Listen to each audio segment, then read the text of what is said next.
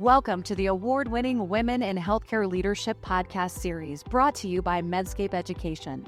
Our mission is to educate, advocate, and inspire women in healthcare to lift as they rise.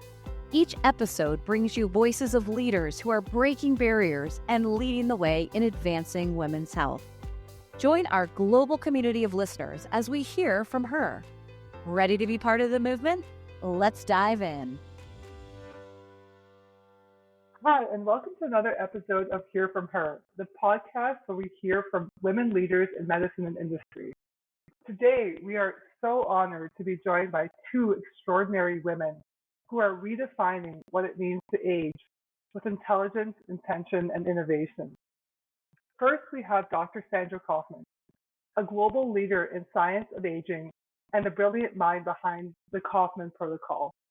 With a background in cell biology, anesthesiology, and years of rigorous training at institutions like Johns Hopkins, Dr. Kaufmann has become one of the most trusted voices in longevity medicine. Her groundbreaking rating system for longevity supplements and her two best-selling books have made complex aging science understandable and actionable for people around the world. And joining her is Dr. Charlene DeHaven, is a trailblazer in anti-aging medicine and clinical innovation.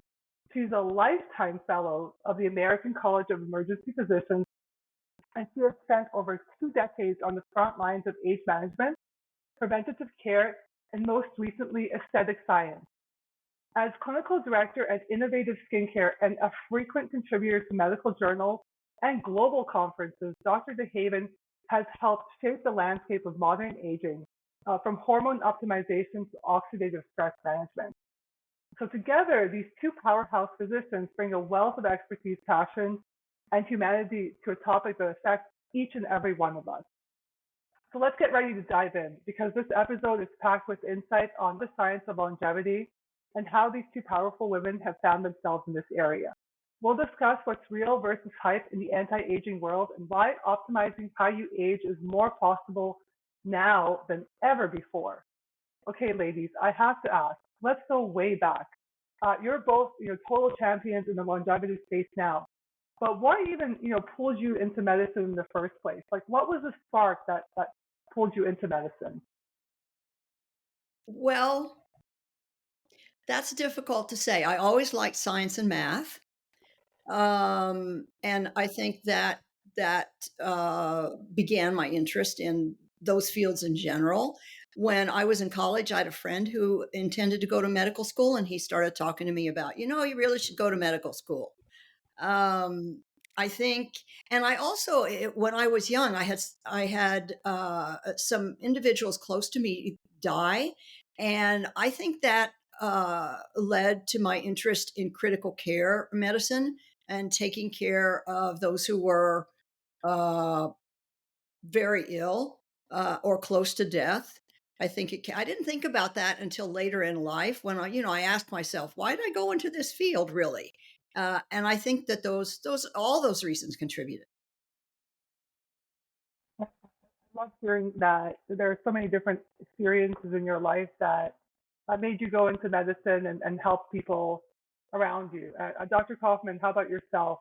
What was the spark that pushed you into medicine and the field of longevity medicine? So I think that Charlene's right. It's sort of many things that sort of contribute to a decision. My world was a little bit different. My dad was a physician. He was an endocrinologist.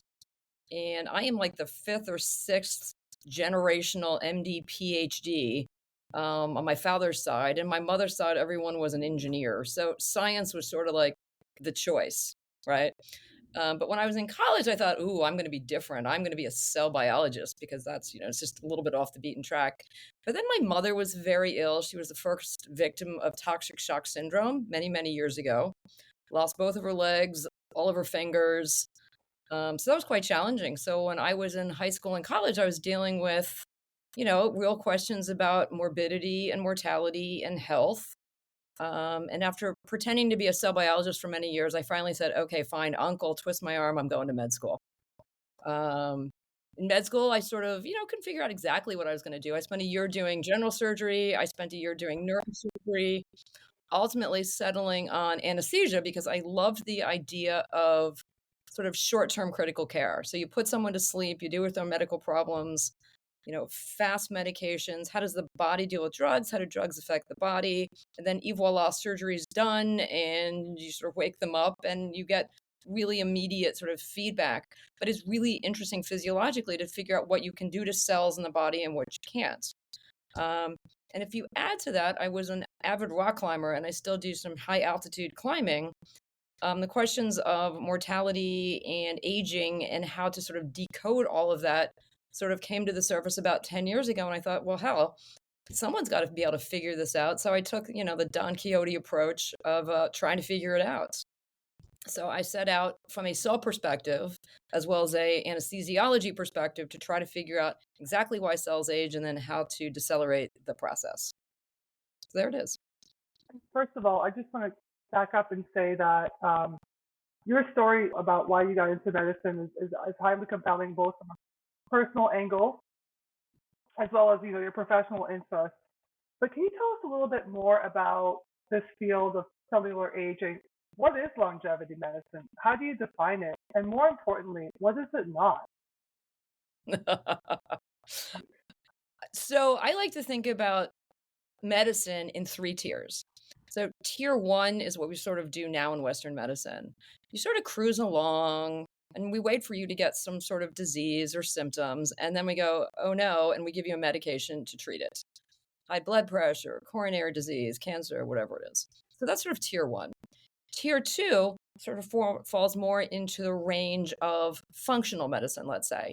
It's more actively progressive in terms of finding disease, being preventative, taking better care of yourself, testing more frequently, checking for strange things, molds, contaminations, that sort of thing.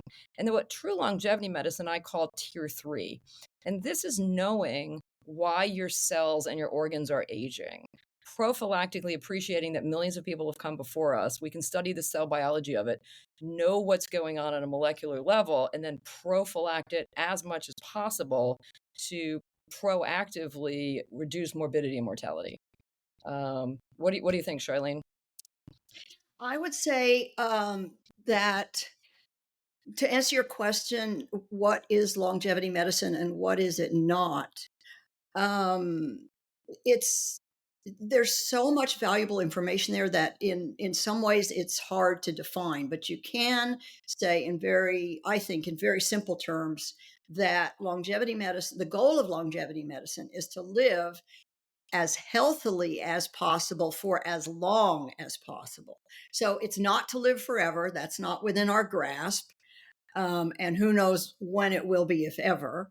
But it is within our grasp to spend more years in health and fewer years suffering in illness. And, in a practical sense, I would think everyone is interested in that.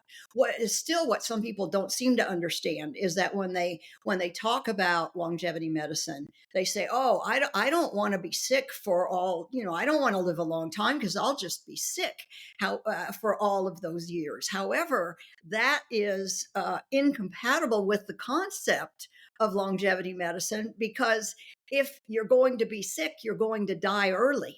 And that's not the goal. The goal is to have a productive life, a happy life, live long, live healthy. You got it there. Let me say something about beauty.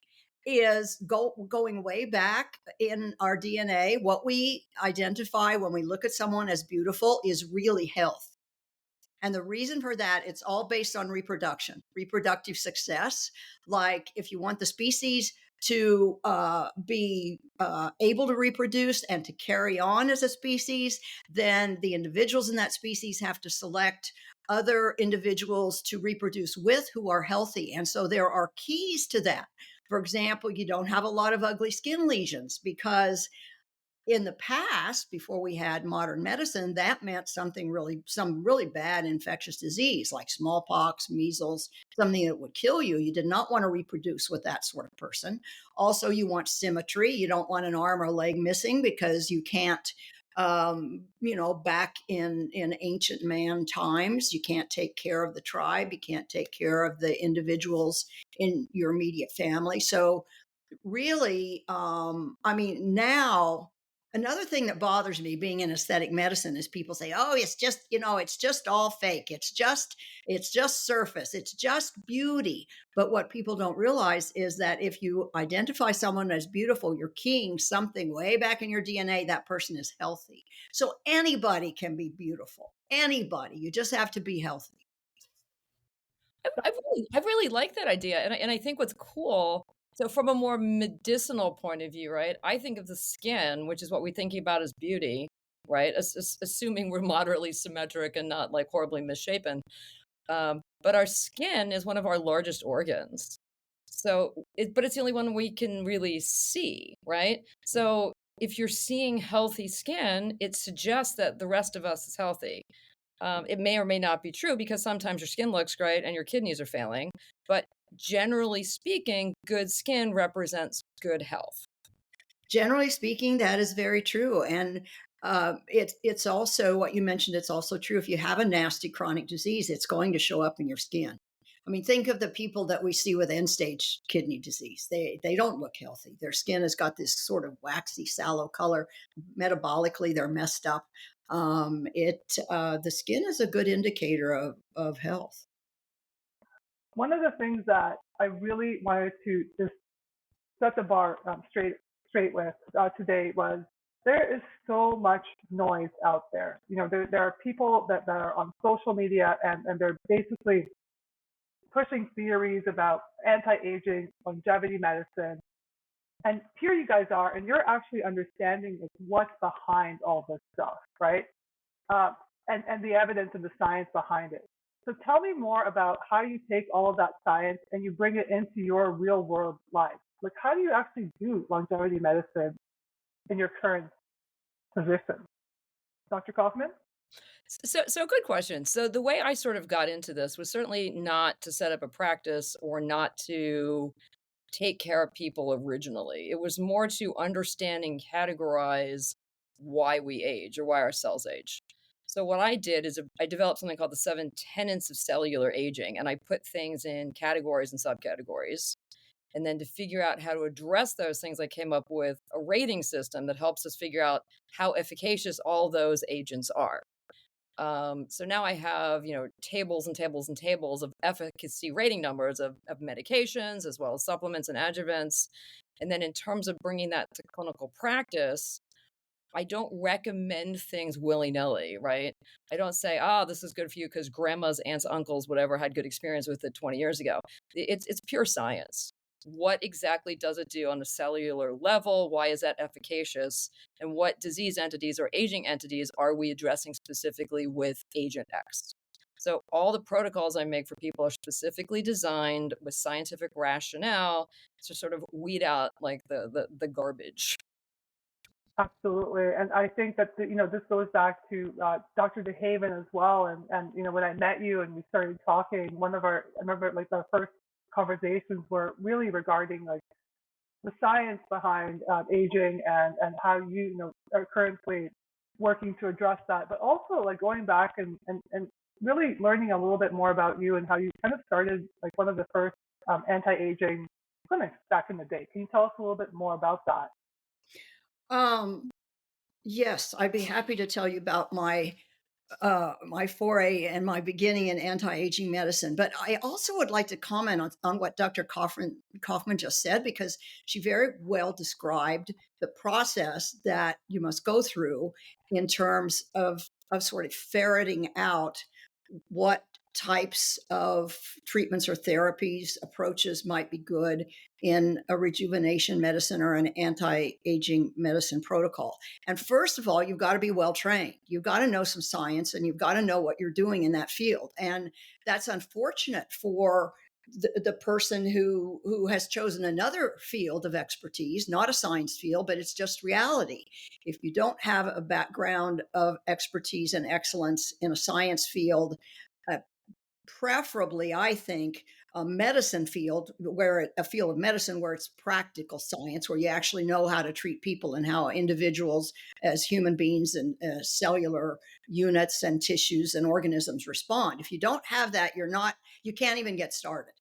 Then the next thing it takes is something that's a big extra, and that is the desire to investigate the research that's out there and look into it very carefully and then start to make sense out of it. That is very time consuming.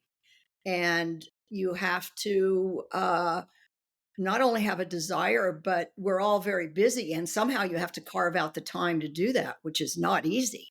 Everybody has families, everybody has hobbies and interests, everybody has a professional life, and yet you've still got to say, well, I've got an interest in developing and finding out which of these things I read about in longevity medicine are really valuable, and I got to take the time to do it. I got to just make myself, and then you've got to say, well, do I want to bring this to people practically, or do I just want to do it for myself?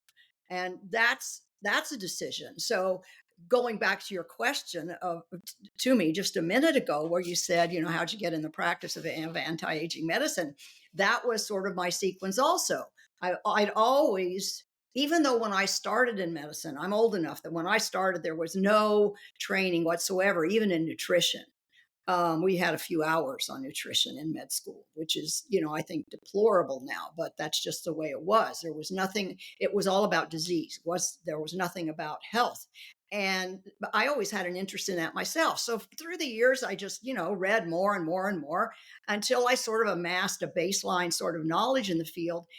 But I eventually came to the point where I knew enough, and I said, okay, I've been doing these regimens for myself for a while. Do I want to share this with others, or do I just want to stay in the specialty I'm in, which I liked very much and which was fine? At that time, it was emergency medicine. I was also boarded in internal medicine. And I think that was helpful to have, sort of a wide experience in medicine in terms of researching what's out there in the longevity field. So that's a big decision. And I know Dr. Kaufmann came to that decision too. As like, do I do this just for myself? And then she wrote a book, of course, which helped a lot of people. But she has a practice now. And that's a big step, is like, do I really take on a group of people I'll be responsible for dialoguing with and leading, guiding in in some ways, although they of course make the decision as far as consent to treatment.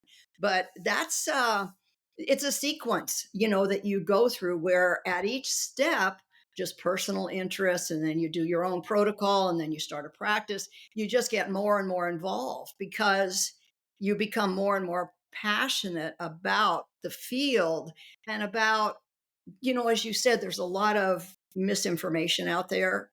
I mean, that's an understatement. There's a lot of misinformation out there. And it's really necessary that some people take on the responsibility of trying to sift through the good and bring out the good stuff, and then share it with other people that we call patients. I agree with you. This is quite a new area, and there is a lot of misinformation that's potentially dangerous to people out there. But the two of you managed to carve out space in this world before it was cool, which I find incredible. Uh, was there ever a specific moment where you felt like people just didn't take you seriously yet? Oh God, all the time. All the Even time. still? All the time, right? I was a female in medicine in the early years of medicine. I mean, come on. Oh yeah, no, I agree, right? I mean, I'm a few years younger than you, not many, but there weren't that just a couple, you And you know. feel like people are now, they're reading your research, they're looking into this in a more scientific manner. I don't want to say they're kind of buying into it, but do you feel like the tide is changing where more people are looking into making an impact personally, whether it's on themselves or their family members, just by looking at the science and looking at things that are already, fairly accessible to us, right? And really just trying to apply it to their daily life. Do you feel like that's sort of, there's a good movement now, or do you feel like we have a little bit more to go yet? Well, I think that it depends on the population to which you were looking. When I started doing this, and I don't know about you, Charlene, but when I started sitting there, a decade ago, trying to through God, thousands of research articles, right? This predates everything. There was nothing popular out there. The only articles, and it wasn't called longevity or anti-aging, it was like cellular dysfunction, right? And trying to figure out exactly why these things were going on. In my office, I was the chief of anesthesia at the time, so I was at the hospital, like incessantly, right, sitting at my desk, and half the desk was anesthesia, and the other half was longevity. Um, and people would come in and be like, "What are you doing?" I would try to explain it to them, and these people were very smart people. This is, OR physicians. We have neurosurgeons. We've got general surgeons. We've got geneticists. Very, very bright people looking at me like, "You're wasting your time. This is ridiculous," right? But then as time progressed and as a book got published, then they would sneak back into my office and go, "Okay, I still think this is baloney, but like, tell me what you're doing." And now it's gotten to the point that you say longevity or anti-aging medicine, and they think, "Oh, now this is real." And oh gosh, how all of a sudden do you know all of these things? Well, like it's like acting, right? All of a sudden, some brilliant actor is like quote unquote discovered, but they've been doing it since, God, time memoriam. And it's the same with us. We have been looking at this stuff day in and day out for a decade, over a decade. And finally, yeah, people are looking at it saying, this does make sense. We are seeing differences. Like the cohort of people that take care of themselves proactively is doing significantly better than those that are not. There's still a monster population that thinks that biohacking is utterly ridiculous and it's crystals and voodoo and this and that and the other. But if you actually pay attention, real people are growing to be truly appreciative of the science, and the gathering sort of is gathering momentum. It's interesting, like what I've seen over the years is that this has come in waves. Because I think back way back when um, I read a book called Life Extension that was written by Dirk Pearson and Sandy Shaw, both of whom are recently deceased.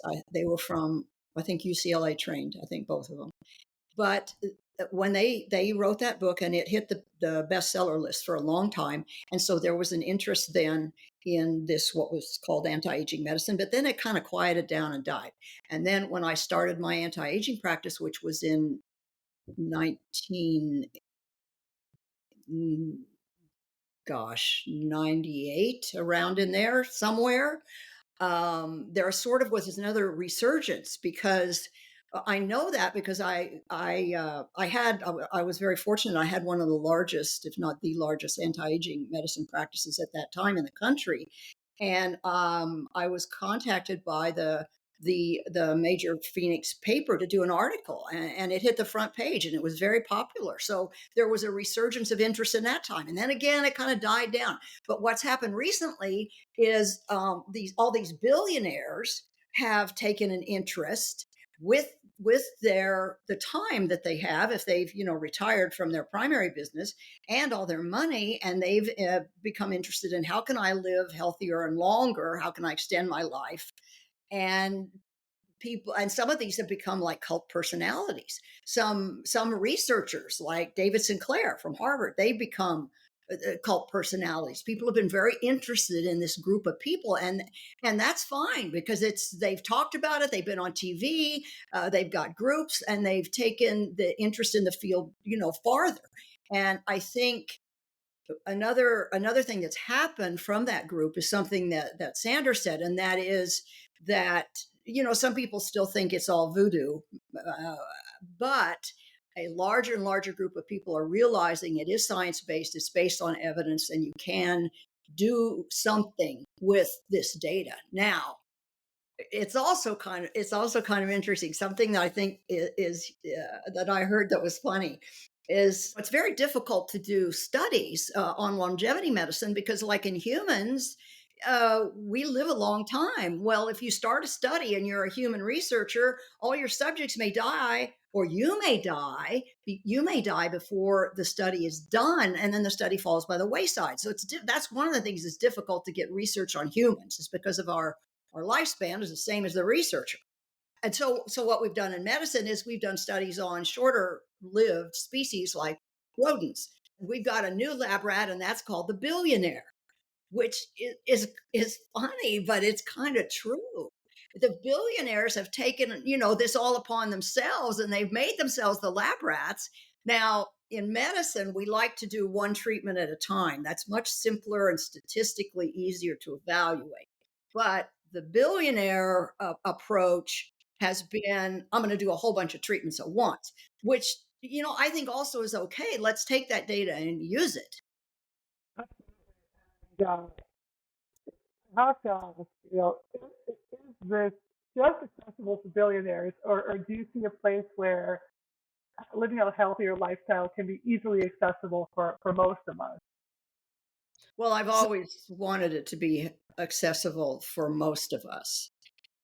But right now, the reality is you at least need enough money to buy good supplements, pharmaceutical grade supplements, not poor quality that don't do anything and don't really have the active substance in there in spite of advertisements. So you've got to have some sort of financial base in order to do anything. I mean, that's just the reality. And the way medicine is now and becoming more so, it's very difficult to get time with your physician. And you go in, the older you get, the more medical problems you can have on your list, your problem list. You go in, and it's very difficult to deal with the top two in the 15 minutes you're allotted with that patient, let alone the 20 that they have that need to be addressed, because all those problems are working on killing them and making their life unhealthy and miserable.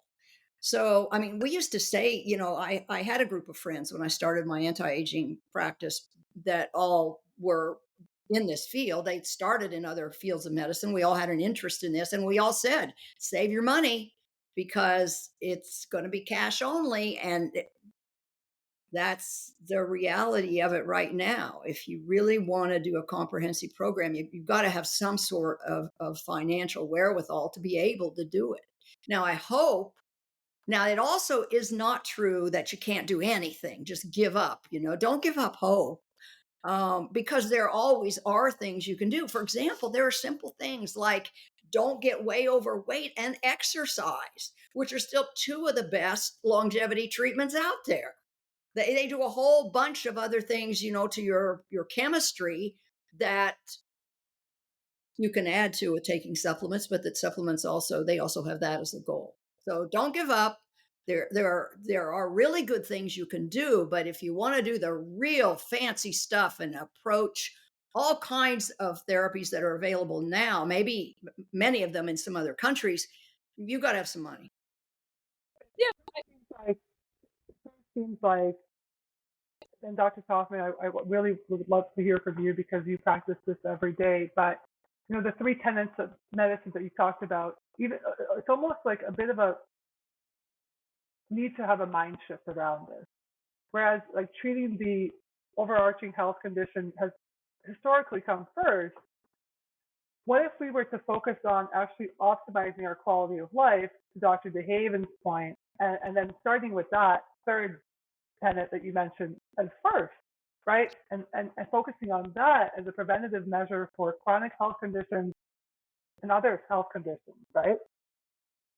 No, without a doubt. I think that ultimately we will turn the paradigm sort of upside down, right? Because what's several things sort of to mention. So, number one, when people talk about a longevity program, someone will say, oh, my grandmother really needs you, right? And they're missing the entire point, right? Longevity starts mid-30s, late 30s, right? That's when you start aging. And if you start being proactive in your mid-30s, then you're not going to have the health problems by the time you get to your 70s and 80s, right? So that works. And if you wait till you're older, then you're sort of behind the eight ball and you're back to tier one of just treating diseases as they pop up. So all of this is, your set or your thoughts going into this, your approach, what age you're going to do it, et cetera, et cetera, et cetera. And then I just want to reiterate what Charlene said in terms of money. The easiest stuff you can do is free as can be, right? Intermittent fasting is fantastic. And it is so cheap. In fact, it's free because you're saving money by not eating, right? It's fantastic, right? It's better than some percentage off at a restaurant. It's 100% off because you're starving. Men tend to be more successful than women. We don't tend to be able to fast very well, but it's extremely affordable, as is putting on a pair of sneakers and running down the street and getting some exercise.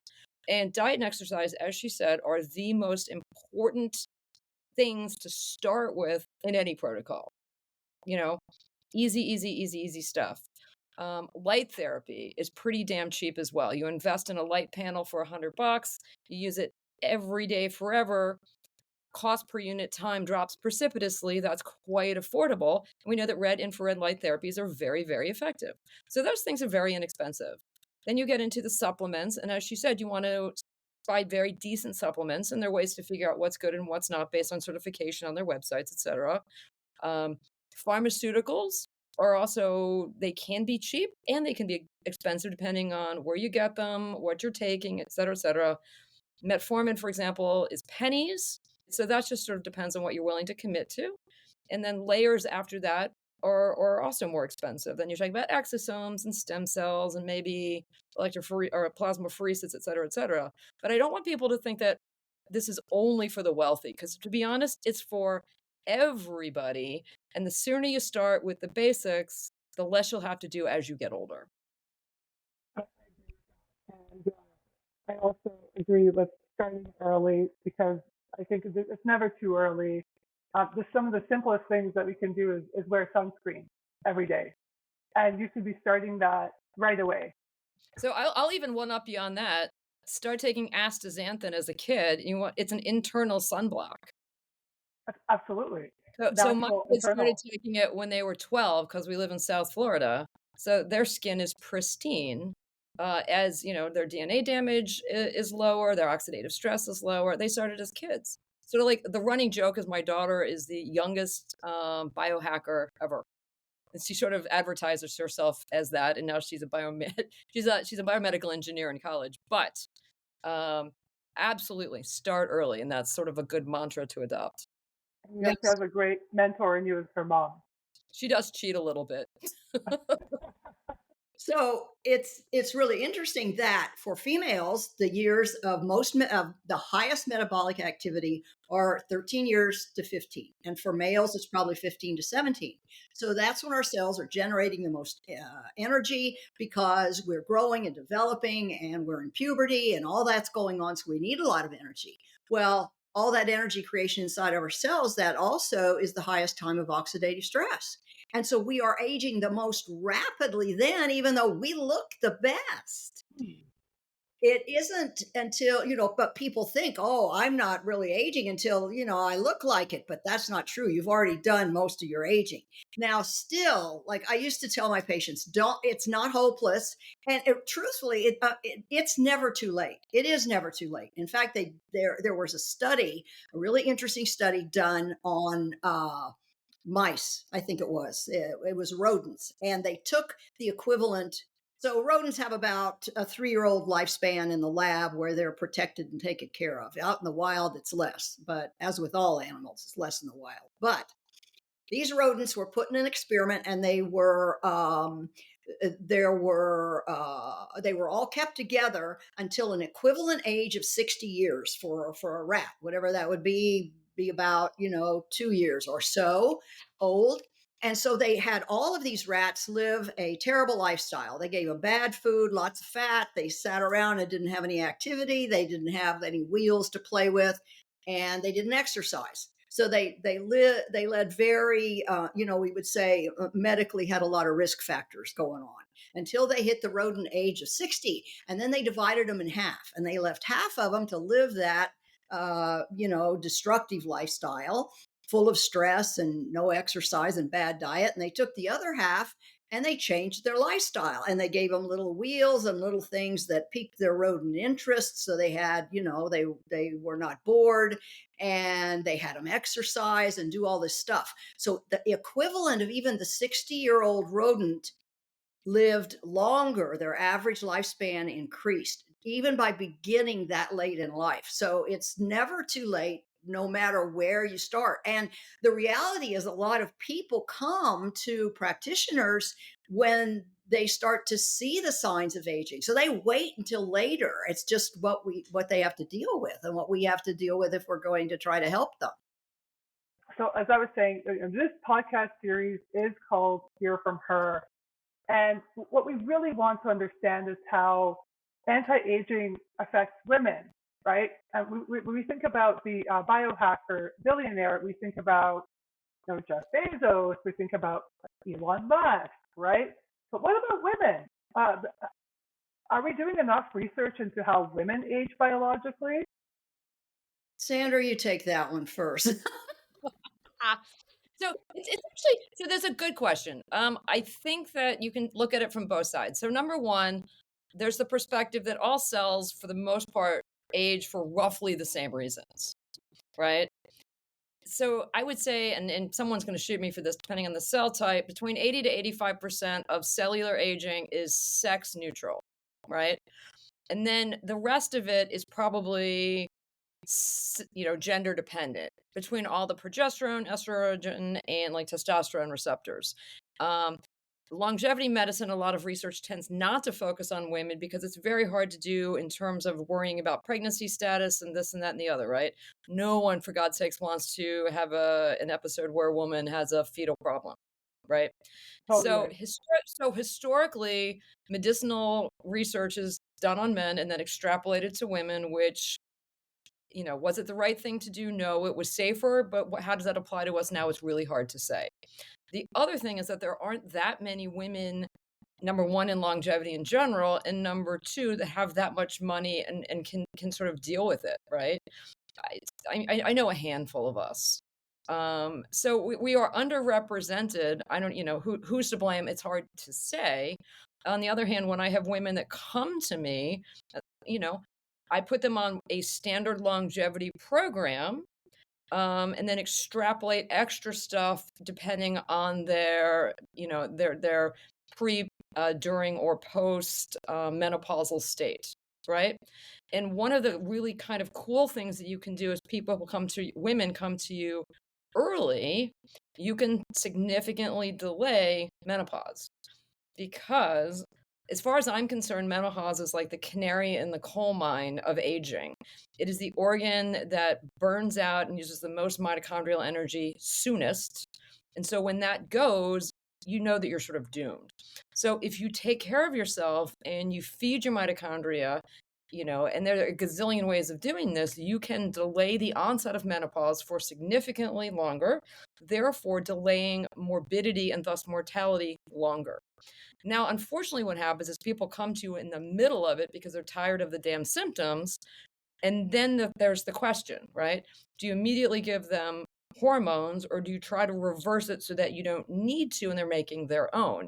And I usually give myself a 6 to 9 month period to see if we can reboot the energy required to make those hormones. And if it fails, then you have to sort of address the issues of how are we going to go forward. And I would argue that if you're going to be a longevity person, you have to replete some sort of hormones to maintain as much as a homeostatic state as possible. But then it falls into the what are people wanting to do? What do they want to do? It becomes very personalized. So being a woman, just as a summation statement, is slightly more complicated, but certainly not unsurmountable in terms of longevity. That's fascinating, first of all. Totally. That was good. Thank you. I think just the fact that you're able to delay and potentially make the menopause journey, which we've always been taught that it's something natural that women go through. The fact that you can make that process delayed, I dare say disappear altogether, or have like a much smoother aging process is incredible. And I think people should consider this as soon as they can, and read up on it, and certainly read about the research that both. Well, so what's interesting about menopause is it's organ failure, right? We just do it, men don't. But all aging is associated with some form of organ failure. And one of the big things that people say, oh, you can't change it, is presbyopia, right? Everyone, as they get older, they're at the restaurant, they can't focus as well, they're pulling out their readers, et cetera, and everyone assumes that that is a part of natural aging. Turns out you can do a lot to avoid that. You can reverse certain aspects of it. I'm 56 years old. I don't need reading glasses. I'm the only one at the table, that I'm like reading the menus for everybody. Why? Because I've decided that that is not a necessary part of aging, and therefore I have addressed it, temporarily defeated it. I'm not saying I'm not going to get it later on, but at least we have postponed the manifestations of aging in a very applicable process. That's amazing. I want whatever you're taking for myself too. And I know Charlene, Dr. DeHaven, you're addressing this from the skincare angle as well with your work currently, ensuring that there's preventative skincare and also managing skincare conditions as well that are resulting from aging. The goal with taking care of the skin is the same as the goal with taking care of the body. Get the cells as healthy as you can, and that's where you start. And that just takes care of a lot of the things that you think are more complex problems. Not that that's easy, taking care of cellular health, but on the other hand, it's quite doable. And it's interesting what Sandra mentioned about her eyes. I did the same thing. I went on carotenoids, and I am 76 years old. And just a few months ago, I passed my driving test without glasses. And 5 years or 10 years prior to that, I had to use glasses to pass my driving test. So my vision actually got better with the proper supplement regimen. So there are things that are doable, that are at least partially reversible or reversible to a fully functional state. And also, like Sandra said, though, let's be realistic. It isn't that we're saying we'll avoid it forever. The aging processes continue. And now the goal is to slow them down as much as possible and reverse what you can. Absolutely. I love that. And looks like I'm going to have to start taking some of these supplements myself to help with my eyes as well. What is your favorite supplement or protocol that you can't live without? What's one thing that is an everyday staple for you? I don't have one. And I don't think there is one, because now maybe there's a favorite, but you can't fix everything with one. This goes back to the principle that at the present time, there is no single cause of aging identified. And so the approach has to be multifactorial. Multiple modalities are needed to approach the aging processes. And so to say, I only do one thing, like, I'm just going to exercise, but I'm going to get really fat, and I'm going to eat terrible food, that's not going to work. You can't just do one thing. So I would say that I don't have one favorite thing. It's got to be a multifactorial approach, because we don't know a single cause of aging to address at the present time.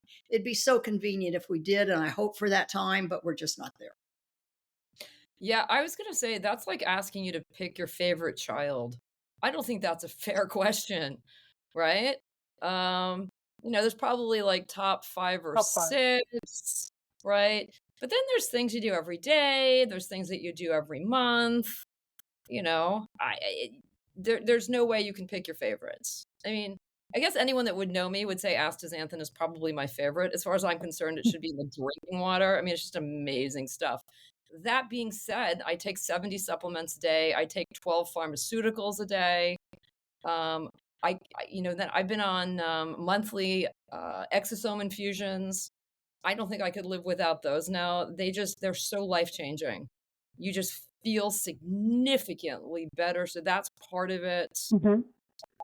The problem is longevity is a bit like, I don't want to say a black hole necessarily, or a bottomless pit, but once you sort of get close, you fall in and you're never coming out, because you just know that everything you do is beneficial. And then once you've hit some sort of homeostatic level of, I do X, Y, and Z, your first thought is, well, what else can I do? And it just begets itself. Just because you just feel better and better and better. And that's what I'm constantly looking for is, okay, what else can we do? And it's kind of a puzzle, and I enjoy the puzzle knowing that it's going to be beneficial. And one of the things that I tell people, because they always say, well, how long am I going to be on this? That's what my other favorite question. And one of my favorite statements is, you age every day. So you have to not age every day, right? So Absolutely. people are terrified of committing to something that they're going to have to do for the rest of their lives.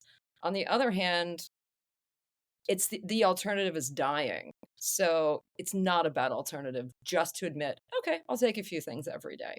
Also, living a worse quality of life as you can live, why not try to optimize your quality of life uh, to help live a better life, right? That all seems intuitive to me. So thank you both so much for being a part of this episode of Hear From Her.